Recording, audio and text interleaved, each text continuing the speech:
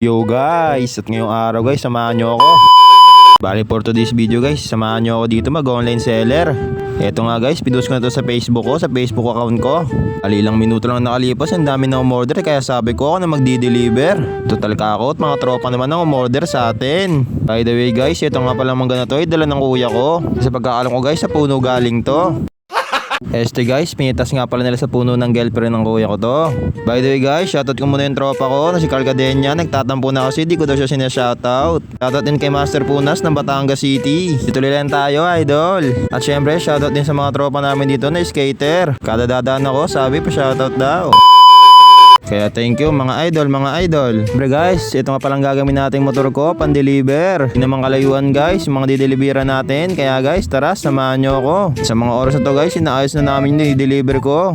Kaya hindi ko pa ito na-deliver, nagpapasalamat na ako sa mga tropa ko na umorder. At para kahit paano guys, makatulong tayo dito. Panahon kasi ngayon guys, hindi na uso ang mag-inarte. Kaya nga sabi nila guys, diskarte muna bago forma. Shoutout sa ate ko at sa mama ko. Moments later. At makalipas lang alang minuto guys, nandito na tayo sa dideliveran natin. Bali kumuha nga dito pala sa atin si Kuya Jomar guys. 1 kilong mangga ang kinuha niya guys, kaya tara samahan nyo ako dito para pumunta sa kanila. At dito guys, nagmadali na ako pumunta. Ang mamaya-maya guys, nakita ko dito ang poging PCX ng alaga niya. Baka di nyo natatanong guys, mahilig nga rin pala yan si Kuya Jomar sa mga motor. Talagang napaka-solid ang mga naging motor niyan guys. At mamaya-maya lang guys, inabot ko na nga yung manggat, inabot na naman yung bayad. Kaya maraming salamat Kuya Jomar, napaka-solid mo talaga. Ito.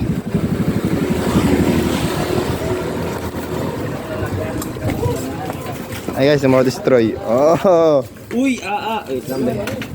Pa nga dun si Troy guys. Kaya maraming salamat be kung napapanood mo to. Love you, gru. At ayun na nga guys, umulan na nga dito. Mukhang mapapalinis tayo ng motor sa wala sa oras guys. Asa labi? Save be. Thank you. At nung aalis na nga ako dito guys, as lumalakas pa lalo yung ambon. Pero okay lang yan guys, kailangan natin tapusin at ma-deliver to. Dito nga guys, bali ang dideliveran ko sana dito. Diyan Tambalge. Kaso guys, mali pala yung napuntahan ko. Ala ko dito siya nakatira. Ala ko kasi guys, taga dito siya sa may Santor. Pero naalala ko, malapit nga pala sa main road. Kaka-cellphone mo yan, Paolo. Doon guys, na-deliver ko na kala diyan Tambalge. Ang kaso hindi pala na-apply yung video. Pero ganun pa man, salamat tol. 2,000 years later. At dito nga guys, ipunta na dito si Luis Jericho guys, ang tropa natin. Sabi ko sa kanya guys, sama siya sa mini vlog natin. Bali ang kinuha niya 2 kilo guys na mangga. Inabot ko na rin sukli, tapos nag-peace plum na rin kami dito guys. I-deliver ko sana guys, kaso pinikap niya na lang. Kaya maraming salamat tol, ingat sa pag-uwi.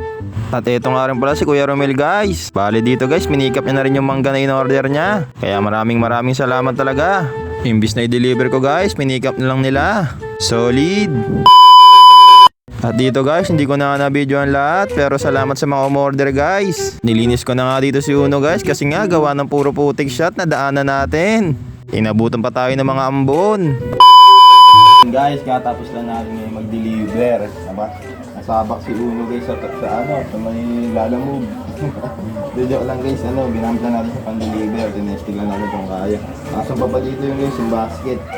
Pero gusto mo, wala namang gas-gas. Okay lang yun guys, ang mahalaga nakatulong tayo dito sa bahay.